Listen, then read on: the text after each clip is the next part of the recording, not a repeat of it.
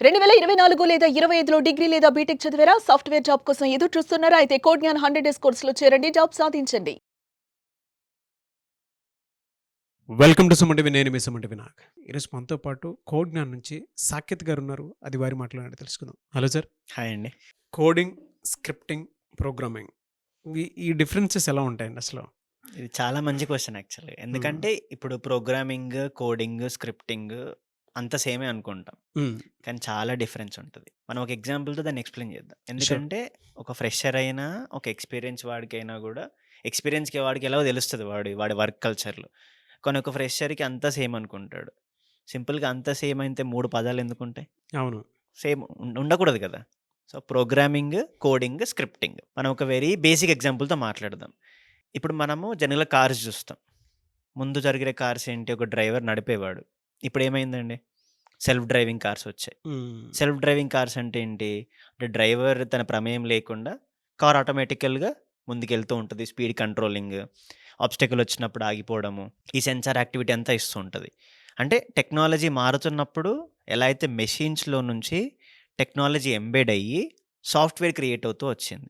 So, programming అనేది బేసికల్‌గా ఒక ఎంటైర్ సాఫ్ట్‌వేర్ అప్లికేషన్ క్రియేట్ చేసే పద్ధతి. అది మనం కార్స్‌లో చూసినా, ఇప్పుడు ఈ రూమ్‌లో మనకి ఏసీలో చూసినా గూడా, అంతకుముందు మనం కూలర్స్ ఉండేవి. మనం బటన్ ఏసేవాళ్ళము, ఫ్యాన్ తిరిగేది. ఇప్పుడేమైపోయింది, సెన్సార్స్ వచ్చి ఆటోమేటికల్‌గా టెంపరేచర్ తగ్గట్టు మనకి ఏసీలలో గూడా ఏఐ ఏసీలోనే వచ్చేసాయి. అవును. సామ్‌సంగ్ వాడివైనా, రిఫ్రిజిరేటర్స్ అయినా కూడా. సో, అందుకే ప్రోగ్రామింగ్ అనేది ఒక ఎంటైర్ సాఫ్ట్‌వేర్ అప్లికేషన్ క్రియేట్ చేసే పద్ధతి. అంటే అది ఎండ్ టు ఎండ్ బిల్డ్ అయ్యే టెక్నిక్ అన్నమాట.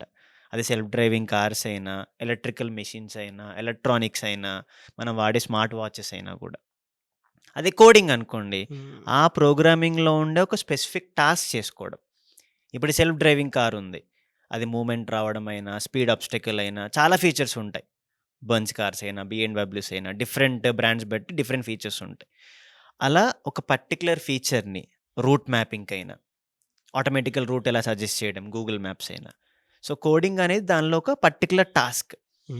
సో, ఎప్పుడైతే ఒక software application end to end build అవ్వడానికి ఉంటుందో, దానిలో కోడింగ్ అనేది ఒక పార్ట్ అవుతుంది. సో, అందులో మల్టిపుల్ లాంగ్వేజెస్ మళ్ళీ పైథాన్ అయినా, జావా అయినా, సి ప్లస్ ప్లస్ అయినా, సి అయినా డిఫరెంట్ లాంగ్వేజెస్. మన టాస్క్ తగ్గట్టు లాంగ్వేజ్ మారుతూ ఉంటది యూజ్ చేసే టెక్నిక్. ఎందుకంటే ముందు ఒక లాంగ్వేజ్ ఉండేది. టెక్నాలజీ తగ్గట్టు లాంగ్వేజెస్ ఇంక్రీజ్ అవ్వడము, డెవలప్ అవ్వడం స్టార్ట్ అయ్యాయి. సో, అలా ఎప్పుడైనా ప్రోగ్రామింగ్ అనేది ఒక ఎంటైర్ అప్లికేషన్ బిల్డ్ చేసే ప్రాసెస్. ఓకే. కోడింగ్ అనేది దానిలో మనం ఏ టాస్క్ ఎలా చేయాలి. ఇప్పుడు ప్రతి టాస్క్‌కి ఒక లాంగ్వేజ్‌తో అవ్వదు కదా! ఇప్పుడు అన్ని కారు ఏం చేస్తదండి? ఎళ్తది రోడ్డు మీద. అవును. ఒక మనిషి నడుపుతాడు. బెంజ్ అలానే ఎళ్తది, బీఎండబ్ల్యూ అలానే ఎళ్తది. కానీ రెండిటికి డిఫరెన్స్ ఉంటది కదా! అవును. ఫీచర్స్ మారతాయి కదా! సో, అలా ఆ ఫీచర్స్‌ని బిల్డ్ చేసే టెక్నిక్ కోడింగ్‌లో ఉంటది. ఓకే. ఇంకా దానిలో మనకి బెంజ్, బీఎండబ్ల్యూ, టాటా డిఫరెంట్ బ్రాండ్స్‌కి డిఫరెంట్ ఫీచర్స్ ఉంటాయి. మళ్ళీ కాస్ట్ వేరీ అవుతుంటది. ఎందుకు వేరీ అవుతుంటది? వాడి ఫీచర్స్, వాడి సేఫ్టీ ఈ పార్ట్ ఉంటది కదా! సో, కోడింగ్‌లో మళ్ళీ మనం స్పెసిఫిక్‌గా స్క్రిప్టింగ్ ఉంటది. ఈ స్క్రిప్టింగ్ ఏంటి? ఆటోమేట్ చేయడం. అంటే ఇప్పుడు ఈ డిస్టెన్స్‌లో ఎళ్తున్నప్పుడు ఎంత స్పీడ్‌తో ఎళ్ళాలి? ఎంత యాక్యురేట్‌గా డైరెక్షన్ మనము సడెన్‌గా బ్రేక్ వేయొచ్చా లేదా? ఈ కంట్రోల్స్ అంతా కూడా ఆటోమేట్ చేయడం. ఈ ఆటోమేషన్ ప్రాసెస్ అంతా కూడా స్క్రిప్టింగ్ అవుతది. Oh! So, programming, coding, scripting. అంటే మన డైలీ లైఫ్ థింగ్స్‌లోనే ఇంత డిఫరెన్స్ ఉంటుంది. కానీ ఇప్పుడేమవుతుందంటే కామన్‌గా సేమ్ నేమ్‌గా వాడతారు. కానీ చాలా డిఫరెన్స్ ఉంటది. ఒక ఫ్రెషర్‌కి ప్రోగ్రామింగ్ అంటే ఒక end to end software application build చేసే టెక్నిక్‌ని ప్రోగ్రామింగ్ అవుతది. వాడు దానిలోకెళ్ళాక వాడు జర్నీ స్టార్ట్ చేస్తాడు. ఇప్పుడు వెంటనే కార్ అందరూ బిల్డ్ చేయలేరు గదా! ఆ కార్ బిల్డ్ చేయాలంటే దానిలో సాఫ్ట్‌వేర్ వాడుంటాడు, హార్డ్‌వేర్ వాడుంటాడు. అందుకే ఒక స్టూడెంట్‌కి ఇలా డిఫరెంట్ బ్రాంచెస్ సెగ్రిగేట్ అవుతాయి. ఎలా అండి? అంటే ఈసీఏ. ఒక ఫ్రెషర్ నేర్చుకునేటప్పుడు హ్మ్. జనరల్‌గా ఎలా స్టార్ట్ చేస్తే బావుంటుందండి? సింపుల్ అండి. తను ఏ బ్యాక్‌గ్రౌండ్ వాడైనా గూడా, వాడి ఇంట్రెస్ట్ సాఫ్ట్‌వేర్ సైడ్ ఎళ్ళాలి అనుకుంటే. సింపుల్. మనం ఏ స్టూడెంట్ అయినా గూడా ఫోన్ వాడుతూ ఉంటాడు. వాడికి మనం ఫోన్‌లో అమెజాన్‌లో ఆర్డర్ ఎలా పెట్టాలో చెప్తామా మనం? చెప్పక్కర్లేదు గదా! స్నాప్ ఎలా తీయాలో మనం చెప్పక్కర్లేదు గదా! అంటే వాడికి ఆ ఇంట్రెస్ట్ ఉంటది అప్లికేషన్ వాడాలని. అదే అప్లికేషన్‌ని వాడు రియల్ లైఫ్‌లో యూజ్ చేసే టెక్నిక్ నేర్చుకుంటాడు. అలా నేర్చుకునే ఇంట్రెస్ట్ వస్తే వాడికి తెలుస్తది. కానీ అకాడమిక్స్‌లో అది దొరకదు మనకి.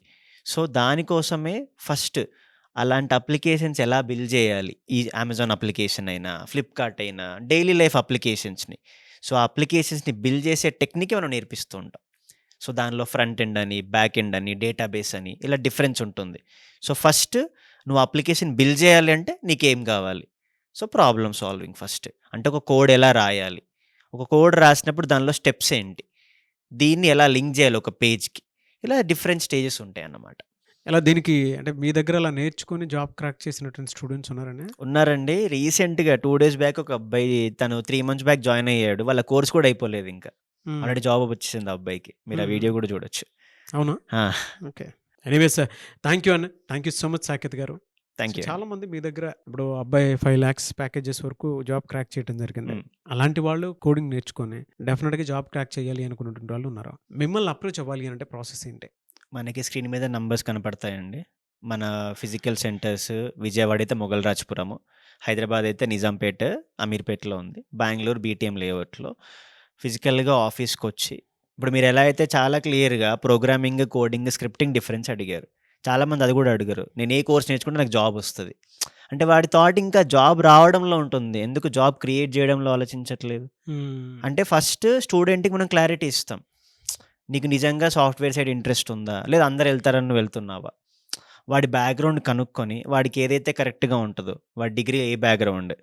బీఎస్సీ కంప్యూటర్సా? బీసీఏనా? ఈసీఈయా? ట్రిపుల్ ఈయా? ఎలాంటి బ్యాక్‌గ్రౌండ్ వాడికి ఏం నేర్చుకుంటే జాబ్ పాత్ ఈజీ అవుతది. అలా మనం ఫస్ట్ కౌన్సెలింగ్ ఇస్తాం. అందుకే ఫిజికల్‌గా వచ్చి అన్ని క్వెషన్స్ క్లారిటీ వచ్చాకే రిమైనింగ్ స్టెప్స్ తీసుకోమని చెప్తాం మనం. అప్పుడు స్టూడెంట్ కూడా క్లారిటీ వస్తది. ఇంకా నేనేమంటానంటే స్టూడెంట్‌తో పాటు పేరెంట్ కూడా వచ్చాడనుకోండి. పేరెంట్‌కి కొన్ని సవా లక్ష క్వెషన్స్ ఉంటాయి. అవన్నీ క్లారిఫై అవుతాయి కాబట్టి వాళ్ళ లెర్నింగ్ ప్రాసెస్ ఇంకా ఈజీ అవుతది. యెస్. ఇదే మేము ఎప్పుడైనా సజెస్ట్ చేసేది. స్టూడెంట్‌తో పాటు పేరెంట్ కూడా వస్తే తెలుస్తది.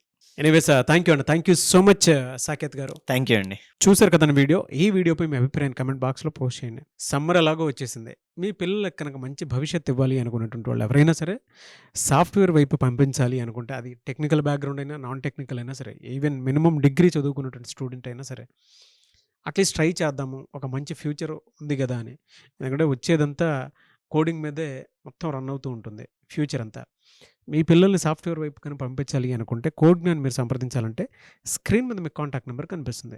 దానికి మీరు కాల్ ఆర్ మెసేజ్ వాట్సాప్ చేసినా సరే డెఫినిట్‌గా పేరెంట్స్, పిల్లలు జనరల్‌గా విజిట్ చేయండి. లేదంటే కొన్ని డెమో క్లాసెస్ జరుగుతూ ఉంటాయి. వాటిని కూడా విజిట్ చేయండి. మీకొక ఐడియా వస్తుంది. ఇక్కడ ఎందుకు జాయిన్ అవ్వాలి? ప్లేస్‌మెంట్ సపోర్ట్ ఏ విధంగా ఇస్తారు? 100% ప్లేస్‌మెంట్ సపోర్ట్ ఉంటుంది అంటారు. వేల మంది బయటికి రావటం జరిగింది. జాబ్ క్రాక్ చేసి వాళ్ళ సక్సెస్ స్టోరీస్ ఏంటి అనేటువంటిది కూడా మీకు 100% తెలుస్తది. మీరు గనక జాయిన్ అవ్వాలనుకుంటే స్క్రీన్ మీద మీకు కాంటాక్ట్ నెంబర్ కనిపిస్తుంది. విజయవాడ, బెంగుళూరు, హైదరాబాద్ ఈ 3 ఏరియాస్‌లో ఉన్నాయి. సో, దానికి మీరు కాల్ ఆర్ మెసేజ్ వాట్సాప్ చేసి వెంటనే ఎన్రోల్ చేసుకోండి. ఈ వీడియో లైక్ చేయండి, షేర్ మాత్రం తప్పకుండా చేయండి. ఇలాంటి మరిన్ని వీడియోస్ కోసం మా ఛానల్ ఫాలో అవ్వండి. Thank you.